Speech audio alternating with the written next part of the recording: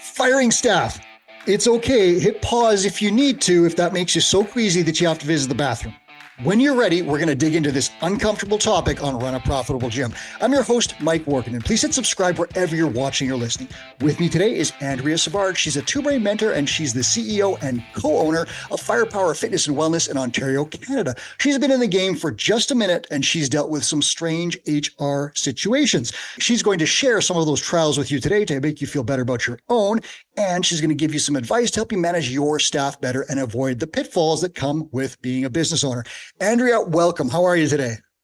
I'm wonderful. Thank you so much for having me, Mike. I am excited. I know I've talked to you a little bit before the show, and I know a few of the things that you're going to present. You've got some interesting, let's say, a rich history. So let's talk about some of the stuff that you've gone through. Everyone out there is going to feel a lot better by hearing some of the stuff that you've talked about, because when I asked about this in our Facebook group for mentors, you laid out a few things and a bunch of people's jaw dropped. So give us some situations. What have you dealt with? Oh my gosh. It's so funny. We've been in the game for 20 years and there's definitely no shortage of what is that really happening? And more keeps happening. Oh my gosh. It's so crazy. Yeah. So a couple of the situations, one of them, we had a coach with us. She was a boxing coach and fabulous coach, wonderful person.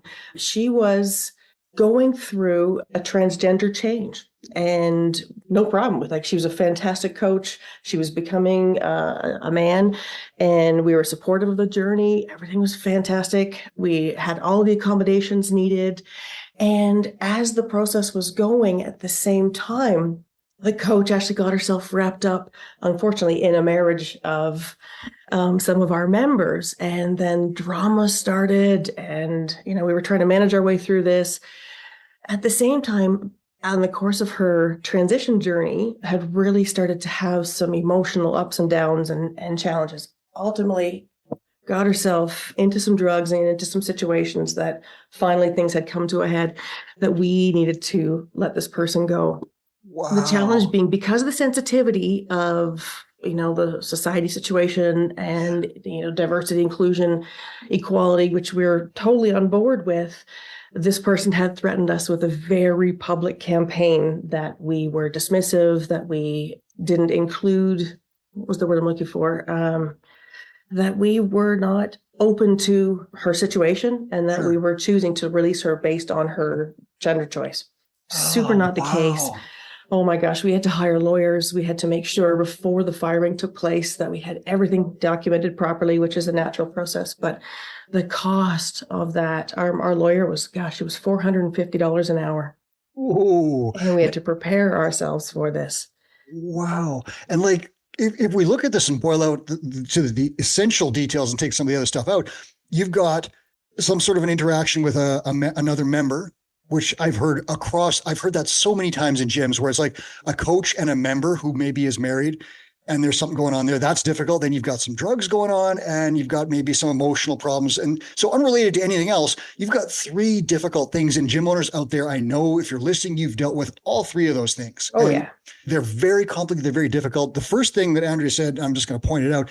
In some situations, you are going to need a lawyer. I'll give a plug to gymlawyers.com. Matthew Becker is a great resource. He helps people out all the time. But if you don't use Matthew, there are other ones out there as well who can help you. Make sure you get your ducks in a row when you're dealing with situations, because there are situations where you absolutely have to get rid of someone, but you got to make sure you're on side of all the laws. And Andrea, was the money that you paid the lawyer worth it in the end?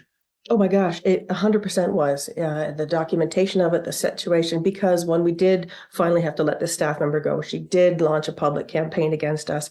We were really fortunate, and I'll talk a little bit further as we get into some of the details later, that our reputation as a business was able to shine through, and we had documented proof should any sort of legal repercussion happen from her end. We were covered that side, so the legal side was covered, but then we really were worried about our reputation and our brand image in our town. So that was a big piece for us as well. Was that really hard for you emotionally? And the reason I ask this is because you're supportive of people, and all gym owners out there, you're supportive of your staff members going through the life challenges and changes that they have. But at some point, you have to protect your business and your livelihood. So when someone's underperforming and doing damage inside your business, you kind of have to put that, soft-hearted thing aside and say, here's the reality. Was that really emotionally hard for you? It's hard for me because I'm a very emotional person. Naturally, I'm very right brain and very connected to our people and our brand. So yeah, the worry, the fear of having a negative perception of our brand that we work so hard to build, very, very hard. And also because I love people, I love our staff. Oh my gosh, I give them my heart, soul, and I'd open my home to them. That being able to decide where's that line for me that we've hit the end. That was a challenge on that one. How long did that process go on for from the time you knew that there was a major, major problem to the firing? Do you recall? I would think we were probably about 45, 60 days. It was longer than I had anticipated. Yeah. Yeah. But we were able to minimize her coaching hours and try to minimize the damage. At the same time, when people do, like you said, there's no shortage of affairs and people doing dumb stuff on their own. Thankfully, that's not a reflection on us. And we've had to learn that the hard way. That is not a reflection on us. It's consenting adults doing their own thing on their own time. So that wasn't effective us. Yeah. And so you probably lost a lot of sleep in that period, I'm guessing. And there were a lot of stressful periods. My wife and I have dealt with some stuff too, where, this was a situation firing a client, but still difficult. And you just sit there and all of a sudden you realize all you do all day is talk and think about this one thing, and it's not really building your business. It's actually just, it's preventing damage to your business, but it's not building it or doing the things that you really enjoy. It's certainly not serving clients. And again, there is overlap because removing a horrible thing does help clients in the end, but you get what I'm saying. What else have you got in the archives? Any other just interesting jaw droppers for us? I got a doozy of one, actually. Okay, yes. Let's do it. Oh, so we run on Christmas Eve, we run a massive breakfast for our members. We put it on, coaches cook for everybody. Everybody comes. There's usually about 150, 170 people. I'm coming this year. Oh, you should. Pancakes, fabulous. Anyways, so we show up at the gym Christmas Eve, and my assistant, before I got there, my assistant sends me a quick text. Did you take the cash box home? Oh. No, I didn't. She said, cash box is gone. Shit. Okay, so cash box is gone. So we realized that we now have a theft somehow. So we get to the gym, but by the time I get to the gym, I've got 30 minutes before I got 150 people coming for bacon, ham, and sausage and big workout for Christmas Eve. So we realized, okay, we got to get through this event. And then I've got to call the police because we need to report this theft that happened overnight. We do the event, goes off like a hitch. Staff are fabulous. While we're cleaning up, one of my coaches says, I thought we had more kettlebells than this. Uh-oh. And we're looking around like, hi, 1, 2, 3, 4, okay. And he says, I thought we had more bumper plates than this. So now we start looking, and all staff do a very quick inventory. And we're like, uh-oh, somebody's stolen our equipment and our stuff. No windows or doors are broken at this point, probably, right? No. Yeah, So police get called. We start like who, what, and where. Thankfully, we have electronic access control system. And as the story started to unfold, the police are now there for property crimes. And we start realizing, shoot, this one particular coach's key fob had been used multiple times overnight and had been used the night just before the cash box theft. Well, this coach was away. She was out of town. So I called her up and I said, hey, so-and-so. Her father was actually in cancer treatment. So that's where she was, like a town about 2 hours away. Said, your key fob was used overnight. Do you have your keys with you? She says, no, I've left them at my rental apartment on my TV. She goes, oh my gosh. She goes, I have a boyfriend and gosh, he must have got my keys. She called her landlord. No, keys were gone. So she figures he's taken these keys. So anyway, she's horrified. She comes home the next day and we decide that it's probably this boyfriend that has come in the middle of the night, taking the cash box and taking the equipment. Anyway, so she comes back from her thing and I'm sitting down on the couch with her and I'm like, oh, are you okay? Like, this must be so stressful for you. Listen, you missed our staff party. Here's your Christmas bonus. And I give her a card. Can I help with anything? Do you need anything right now? She goes, no, I'm good. But, thanks for helping here. And this was a coach, by the way, that we were elevating to become a manager, like one of our lead managers. She was that good with people, that good on the floor, and one of our competitive athletes too. So a couple of days later, she sends me a text. Hey, can we meet at 9 a.m. for coffee at this particular restaurant? I just want to start building a plan of how to earn some more money. No problem. So we make the time. She no-shows the meeting. And that's not like her. She's usually extremely responsible. So she no-shows me and I'm pissed because I had a lot of stuff on that day. I send her a text. I'm like, hey man, I'm sitting at this restaurant waiting for you. Like, A, are you okay? And B, kind of a waste of my time here. So I head off to the gym and my husband's there and a few of our coaches are working out and I get a text message and it's from her and she says, help me. And I'm like, are you okay? No, I need help. Okay. Do you need us? Are you at home? Yes. And anyways, I then grab a few of our coaches. One of our coaches was a Toronto staff sergeant. So we get my assistant. I bring the staff sergeant with me. He calls a few of his detectives from Toronto, meets us up at her place in Mississauga, which is about halfway. Their detectives are sitting on the street, and the police officer, myself, coach, and my assistant, we go in her apartment, and door was open. The light switches were not working. We go down the stairs and we find her bound and gagged with duct tape on her bed. And of course, I panic. I'm crapping my pants. I have no idea what's happening. We have to go call 911, police ambulance. Even the media starts showing up because they're following the scanners.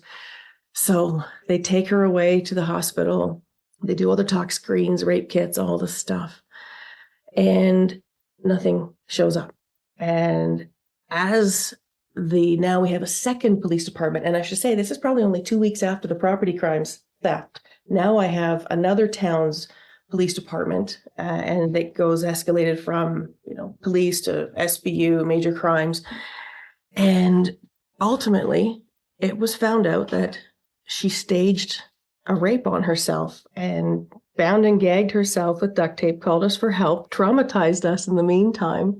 But she was trying to deter the fact that she was the one that had stolen all our cash box, our equipment. So she was trying to throw the first police group off by setting this random stage for the second incident. And it's deeper than that, Mike. It goes on and on and on. But this was someone that I was like, I love you. I'm hugging her while she's got duct tape on her, telling her how much I love you, like we're here to help you. And it was all fake. And the police unraveled all this? The police unraveled it all. Wow. Did you press charges, or how did this end up going? Interestingly, because as they were doing their investigations, they did not press charges. It wasn't on us.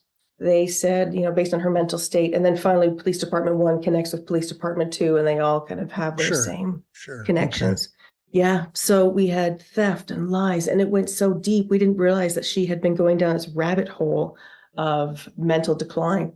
We didn't see it. She was my early morning coach. Oh gosh, it gets worse. She was trying to get clients to give her cash for lifetime PT. Like off your books though, like kind of under the table? Under the table, off the books. We had no idea. Wow. But 2 of our good our good clients felt so bad for her that they gave her $1,000 cash because she promised them lifetime PT. And they knew she was in this troubled state. So then they were coming forward. We're learning all this new stuff. It was a gong show. So did you have to, this is maybe a dumb question, but did you have to fire, or was this did she just leave, or how did this resolve itself? Ironically, she was gone. Of course, she was not welcomed back. She did try to contact us. She actually mailed a letter to myself and my husband. It's a big apology. We had $800 cash stolen. She sent us $800 cash back in the mail.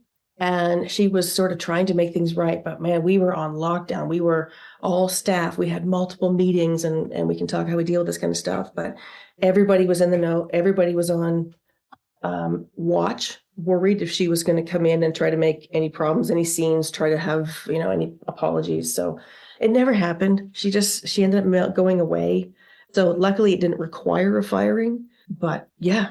And that's one that's like, your situation is extreme, but the idea of just if we isolate theft, that's not uncommon. And I had it, and we weren't great at retail at our business, and we wrote off some T-shirts and some stuff went missing and so forth. But there was one period where protein supplements were regularly missing, and to the point where it was beyond even my own incompetence with retailing.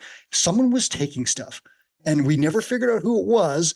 But when we put a locked display case with a key, it stopped. Imagine that. Right. So something was going on in my business too. And theft is not as uncommon as you think in your business. A tip that I'll give you, and this is something I think probably, Andrew, that you did without thinking perhaps, is if you have a shared alarm code, don't do that. Have alarm codes that are individual for each person, so you know who's coming into that business.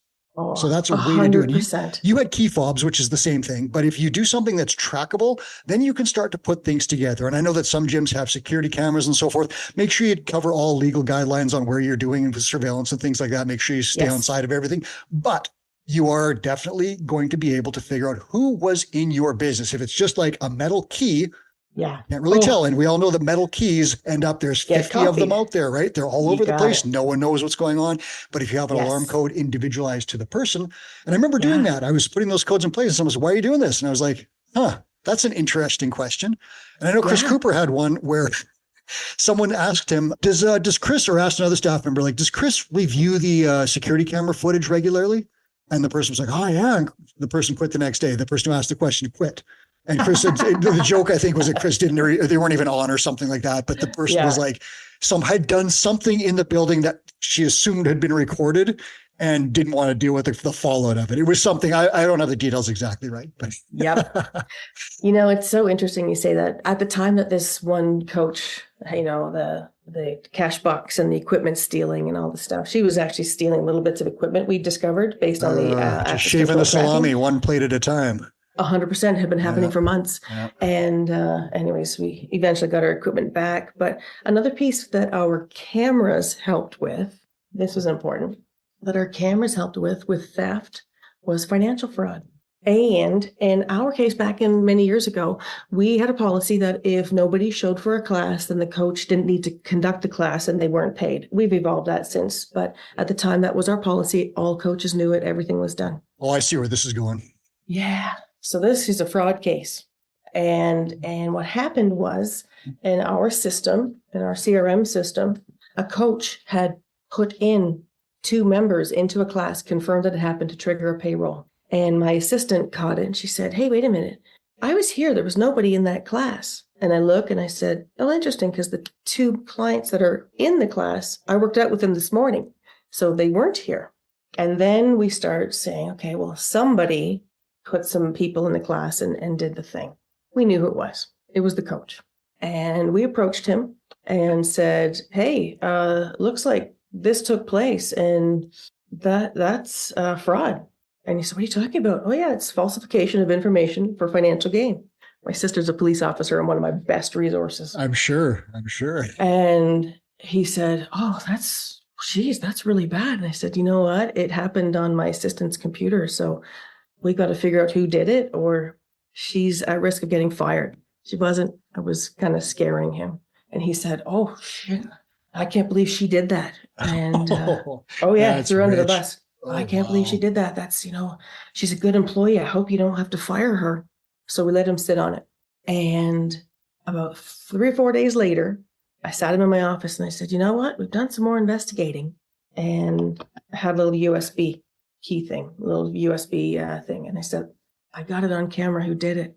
You want to see this? And I slid it across the desk. And he burst into tears because he knew he was found out. Now, here's where things got crazy. We said to him, yes, this is fraud. There is no statute of limitations on pressing charges for fraud.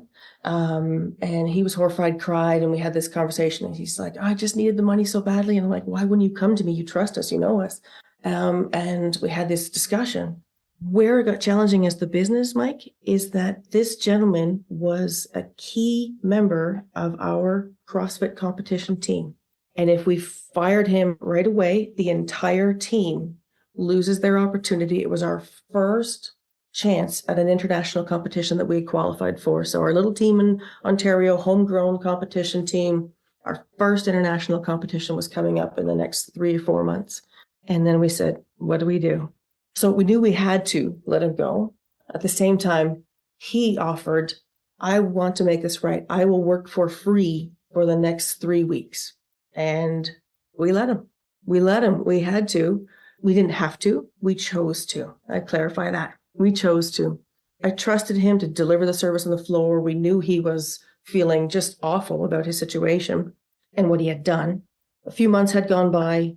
The team was able to compete, and our intention was to let him go that Monday afterwards. I knew he knew. So the week before the competition, he said, I just got to let you know I found another job. And we're like, that sounds pretty good. So we didn't have to execute the firing. We should have. but our emotions were tied to the team that had worked for years to get to that stage. And I just felt so unfair to them because they all would have been able to, or all would have lost their opportunity. Wow. I mean, and then that's a wild one where then you're kind of stuck in the situation where he says, well, I want to make this right. But there's always been this extreme breach of trust where he's done something so brutal, thrown another staff member under the bus and just lied. And yet you're kind of tied to it because you've got this other group of people that are relying. That was a difficult one. It was very. Yeah, like I call it an impossible situation to some degree because you're kind of damned if you do, damned if you don't. So I got to ask you this: like these are three pretty crazy stories, and I'm sure, like I know from this post that I put up in our mentors group, there are others, and they are wild. There is some wild stuff, and gym owners out there, I know you've got some wild ones. Oh, the books we could write. Oh, the books you could write. Any of these situations like avoidable? Like is stuff like this just part of the game, or because one of the things that gym owners will do is like, oh, poor me, this is horrible, whatever. Is this just part of being an entrepreneur managing staff? Mm-hmm.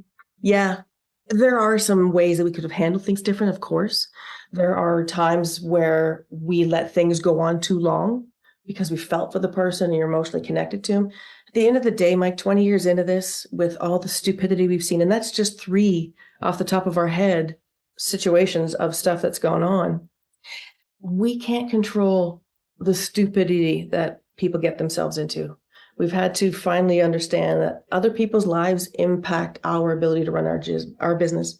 It's not exclusive to the gym business. It's not exclusive to a corporate. It's not exclusive to, an environment at a, police, fire, doesn't matter. People will do what they're going to do no matter what industry they're in. There's fraud and theft in every business. There's affairs and, people stepping outside their marriages and coworkers having affairs or clients and staff having affairs. It happens. How we deal with it and where your line is that you'll choose to stand up for. That's what we have to choose. But it is just part of the game. And with experience comes, this will pass. Yeah. And I think that's a big one. It is not sitting there and saying, poor me, and this is always happening to me. It always happens to every single business owner. I know large corporations have there is stuff set aside to cover problems like this, right? Like a retail store knows this much stuff is going to walk out the door without being paid for. It just happens no matter what we do. Internal stuff, HR departments, the whole thing, all of it's built to protect the businesses.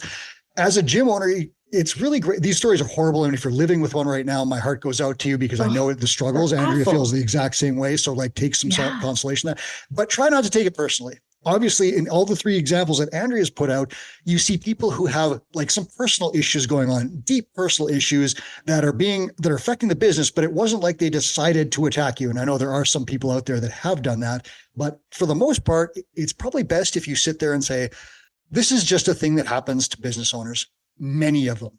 I'm just going to deal with it and move forward. Do you agree with that, Andrea? I do. And we've finally come to a line that we use at our place with our staff. You're only the hot topic until somebody else does something dumb. Yeah, that's right. It doesn't take long usually. It doesn't take long. The news media and the politicians they know that line for sure. Oh gosh, right? Yeah. You know what? And drama happens and it's irrelevant. We've had some drama just a few years ago and I'm like, how are we, 18 years into running a business, running a gym, and we're still dealing with this shit. And it is mind-boggling that, no one's immune. And, people never change.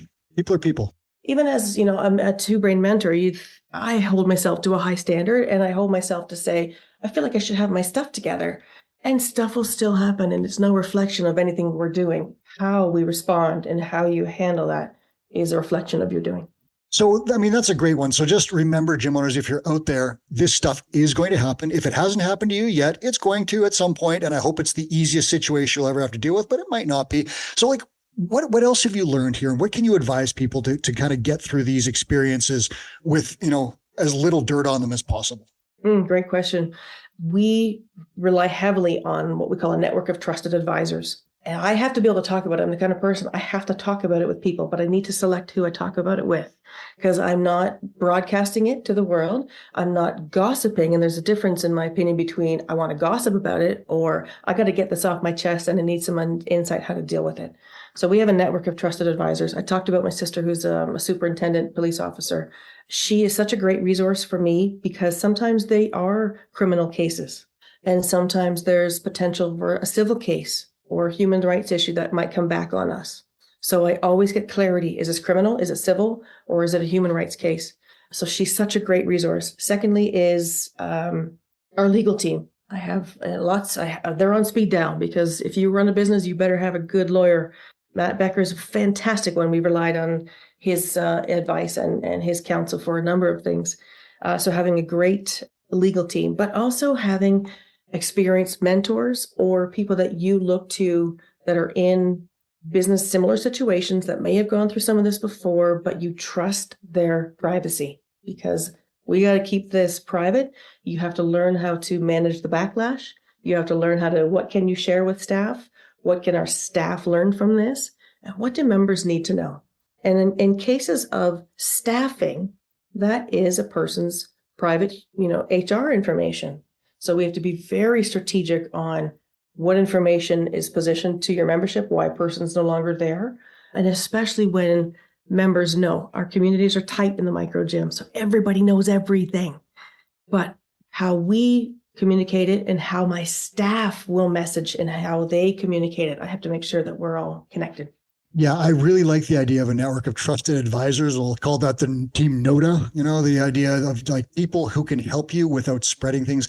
Here's a thing that I've noticed. If you tell one person something, you told a bunch of people something, and it spreads fast, especially in a tight business like a micro gym or a coaching business.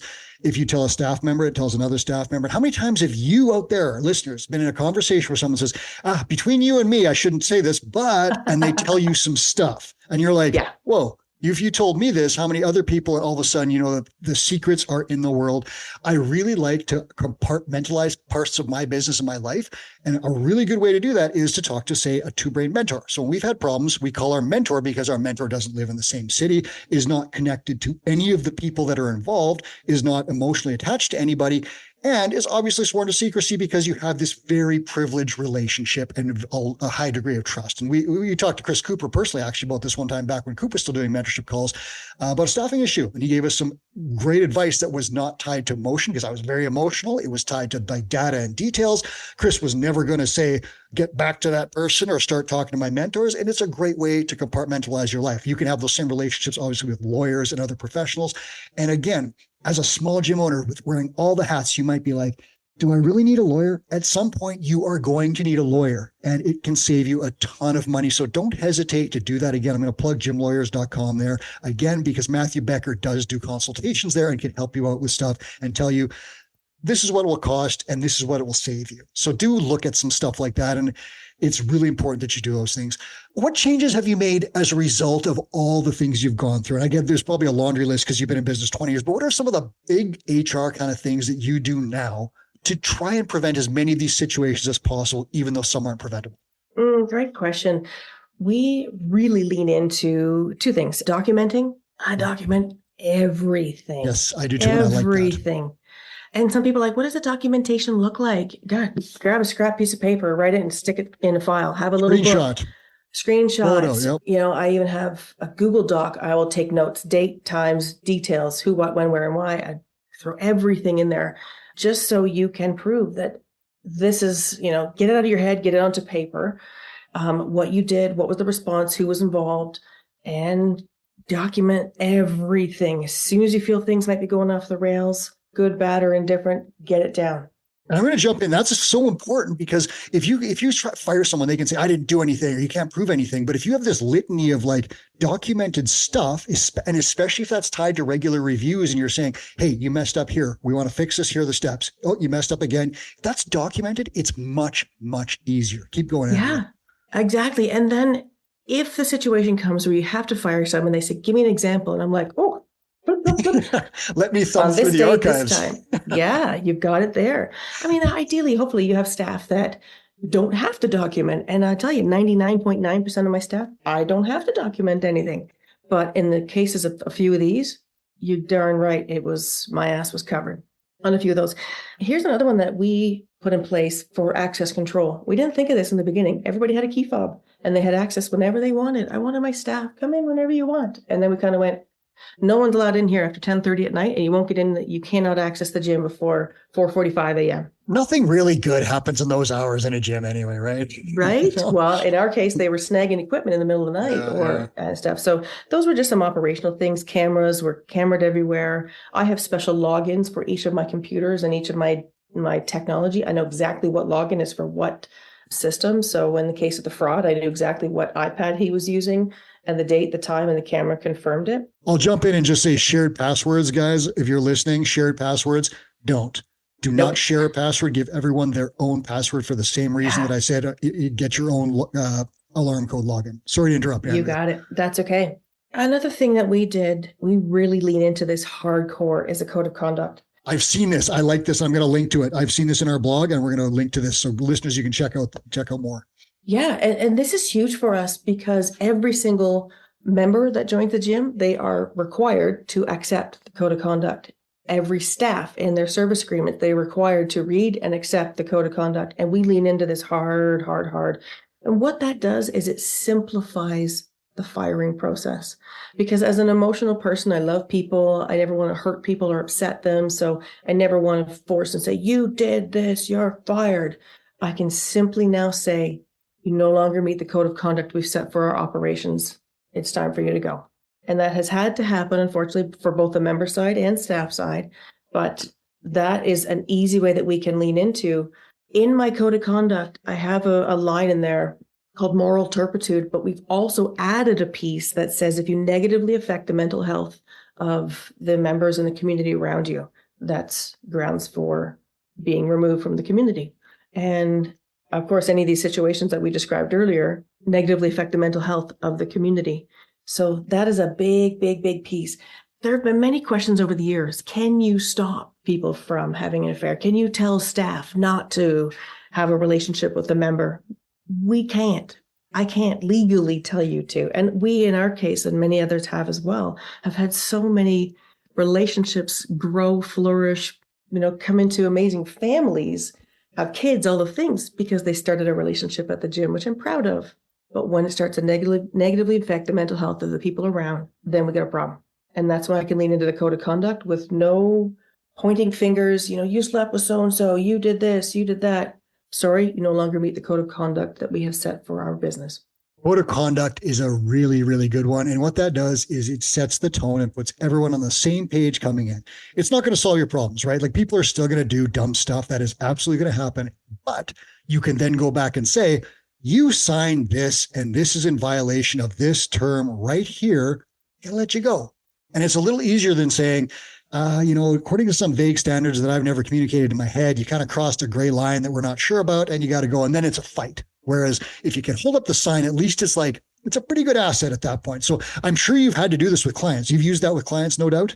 I have, yes. Yeah, it happens too. It's unfortunate. It is, but we remove somebody from their contractual obligations effective immediately. And again, it was an easy conversation. And anytime a member comes to us and says, hey, why did that member get canned? Oh, they didn't meet the code of conduct. I don't have to get into the details. They no longer met the code of conduct that we hold our community standards to. Yeah, and I love that too, because the details are messy. And when you start getting into the details, it gets really bad because then it's because of a gossip session. Gossip is different than protecting your business. Protecting your business is like, we hacked this off, we moved on for the good of the business. Gossiping is then like trying to win, trying to throw some slime on someone on the way out or whatever. It's not good. And it doesn't make you look good. And then of course, if you start doing it, they start doing it. Then you see these horrid Facebook threads with I've seen them, gym owners fighting with departed staff members and negative Google reviews and all these attacks and litigation and slander and libel and the whole thing. It's awful. So code of conduct is a really good one. Keeping your trap shut is another really good one. Limiting as much information as you can. Hold yourself to a high professional standard. That code of conduct applies to you listeners as much as it does to your staff members and your clients. Is it good policy as a business owner to share private details about people as you fire them? It's not. Don't do that. It's not. And we've worked extremely hard, and I still do, and I always will, to build trust with our team and trust with our members. We set the standards of how we hold ourselves to. All I have control over is myself and my husband, and how we conduct our character, our values, and how we treat people. And there have been times where we have to lean into the code of conduct and someone's got to be let go. Typically, it's a member that everybody else gets upset about. And at that point, I can say, I need you to trust me. This was the right thing for us. I don't have to answer anymore. I didn't have to give the details because we've worked very hard at building that reputation. And that does not come overnight. Do you remember in COVID when people were starting to lose memberships and everybody was so hopeful that their members would keep paying and support them? And I said, nothing you're doing at this point will save a membership. It's everything you've done in the 5 years leading up to, March 17th when the world shut down here that will save your business. Something I learned was an old Ben Bergeron article, I believe, back in the CrossFit Journal days. Ben was talking about if you speak behind someone's back to a third person, what does that say to the third person? And what it says is, I will speak behind your back when you're not present. And so you really got to think about that. When you say things to other people about those other people, you're telling them that you will gossip about them when they're not present. The best thing you can do is keep your mouth shut, or even go so far as to defend people when they're not around and say, hey, we don't do that here. That's a high standard. 100%. Another thing that Chris Cooper taught me, your staff are not your friends. And that's an interesting one, because as you grow up as a brand new gym owner, a founder, you might build up this thing where, oh, your great athlete and friend and buddy becomes your coach and blah, blah, blah. And all of a sudden you've got these awful situations where you need to change things for the good of the business, but you're now trying to deal with your best buddy. That's really, really hard. So as you professionalize your business, standards, practices, SOPs, codes of conduct, procedures, everything that goes along with being a professional in your business. And that means that your staff are not your friends anymore. My wife and I had to deal with this, where our staff were very much our friends. We had them over for family gatherings and dinners and holiday stuff. And those were wonderful, but it made it very difficult to make changes over the course of the whole thing. So after a while, we started to pull back from that a little bit. And I still feel sort of regretful about that, because I really liked the early days in those relationships. But the fact of the matter is our business has evolved, and we no longer wanted to be friends because that made the business so difficult. Did you have something like that happen over your 20-year career? I think we do. I mean, I do, and I still feel so connected to our staff. At the same time, of course, there's different levels of friendships within them. When we've had most of our staff have been with us for 12 to 15 years at least. So they are friends, they're staff. But then I have to very clearly say, okay, who am I calling when my car breaks down at 3:00 in the morning and I'm on the side of the road? That's a friend. I don't call every one of my staff members, even though, gosh, if I needed to, they would be there as I would for them. But you have a few of those wake up calls where you're like, thought we were friends, but. Yeah, you can't let friendship get in the way of running your business. And that's not because you're a cold-hearted money bags business person. It's because your business provides your income for your family. And it serves your clients. So you have a duty to do that. The thing that I would do, the simple solution for me would be regular staff evaluations on a schedule. Make sure that it's understood that you're going to come in every, 3 to 6 months or whatever on a schedule. We're going to do staff evaluations. At those staff evaluations, no matter who you are, I'm going to give you something to work on and improve. Doesn't matter if you're an A+, I'm going to make you even better. We're going to go a little bit further so that no one says, oh, you're picking on me or whatever. You're just giving them something to improve every single time, because everyone can have an area of focus to improve on. So that's a really great way to keep your staff in line, keep the doors of communication open. And TrueBrain has tons and tons of resources for staff development that we help clients do exactly this with career roadmaps and evaluations. Andrea, as we close this out, I'm going to ask you for this one, because you are a mentor. You do deal with gym owners all the time. Let's say that someone's listening. What is an easy first step that they can do right now, wherever they're at in their entrepreneurial journey, to start getting a little bit better at staffing and HR issues? What can they do today to just move a little bit in the right direction and maybe prevent some of these problems down the road? Great question. One of the things I find often is when people start a gym, they're very uncomfortable to professionalize their business from the beginning. Meaning we have staff agreements. I was too. Gosh, we were open about 8 years before we presented staff with an agreement. And they were like, why are we doing this now? Just being confident to let your staff know this is a new way we're doing. Maybe you lean into your mentor. I often tell my clients, blame me. I'm helping you professionalize the back end of your business, and this is helpful for them. So when you put these structures in place, you don't have to let staff think that they've done something wrong, and that's why you're doing staff agreements and evaluations and such. This is a good way. This is how we professionalize our business. I want to make you guys the best you can. And that is a simple way that be comfortable with professionalizing the back end. Even if it is a small business, you've only got 1 or 2 staff, you're setting the stage now for growth. And I'm going to make that, I love that advice. That's such a great piece of advice to start professionalizing things with staffing agreements. I'll give you the simplest one example of all. If you have a member or a staff person who trades something for cleaning, document the relationship and say, I am asking you to do this on this schedule in exchange for this at this value. Lay it out. How many times, and I've done this 17 times myself, have you had a person who's trading a membership for cleaning just go away for the weekend and not do the cleaning, but still get the membership? It happens all the time. That's the simplest example I can give you. You can prevent a ton of this stuff if you just lay out the details. Talk to a lawyer if you need to, but get all the details of standards of employment in place. If you start doing that, even in one small situation like your cleaner right now, you're going to be in the right step. So Andrea, thank you for giving people actionable stuff they can do today. And thanks for sharing some of those details, which I'm sure probably hurt your heart a little bit just now. You know what? They're water under the bridge these days because I got bigger and better things coming down the pipe. So we're happy. And that's the other lesson to take out of this. Stuff happens. Good entrepreneurs get help from a mentor, move onwards and upwards all the time. Thanks, Andrea. You are welcome. Thank you. And thank you, listeners, for tuning in. This is Run a Profitable Gym. I'm Mike Warkentin. Please hit subscribe wherever you're watching or listening so you don't miss a single episode. And now here's Two Brain founder Chris Cooper with a final message. Hey, it's Two Brain founder Chris Cooper with a quick note. We created the Gym Owners United Facebook group to help you run a profitable gym. Thousands of gym owners just like you have already joined. In the group, we share sound advice about the business of fitness every day. I answer questions, I run free webinars, and I give away all kinds of great resources to help you grow your gym. I'd love to have you in that group. It's Gym Owners United on Facebook or go to gymownersunited.com to join. Do it today.